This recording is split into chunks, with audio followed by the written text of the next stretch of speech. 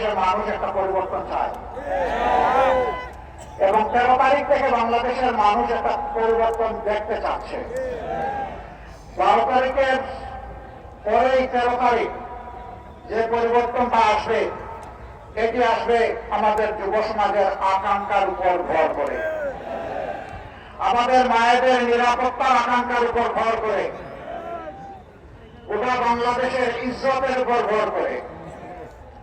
আমরা আর কোন আধিপত্যবাদকে মানব না, আমরা আর কোন বেশিরভাগ দেখতে চাই না, আমরা আর কোন দুর্নীতিগ্রস্ত সরকার এই দেশে দেখতে চাই না। আমরা একটি মানবিক বাংলাদেশ দেখতে চাই। সেই বাংলাদেশের আপনাদের দোয়া এবং ভালোবাসায়, মহান আল্লাহ তাআলার ইচ্ছায় বিইজনিল্লাহ ইনশাআল্লাহ এই 11 দল আপনাদের পক্ষ হয়ে এই জাতি পরিচালনা করবে।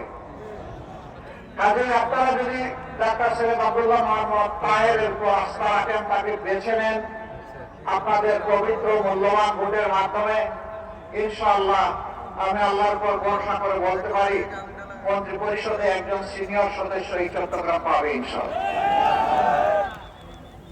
এখন সিদ্ধান্ত আপনাদের। চট্টগ্রামবাসী এই সুযোগ কাজে লাগাবেন কিনা এটা চট্টগ্রামবাসীর সিদ্ধান্ত। তবে আমি আগেই বলেছি, মূল ফয়সালা আল্লাহ রাব্বুল আলামিনের। কুলিল্লাহুম্মা মালিকাল মুলকি তুতিল মুলকা মান তাশাউ ওয়া তানজিউল মুলকা মিম্মান তাশা। এটা আল্লাহ তাআলার ফয়সালা, আমরা গভীরভাবে বিশ্বাস করি। তবে যেহেতু 15.5 বছর বিশেষভাবে বাংলাদেশের মানুষ, আলেম ওলামা, রাজনৈতিক প্রতিপক্ষ আওয়ামী লীগের যারা ছিলেন, সিভিল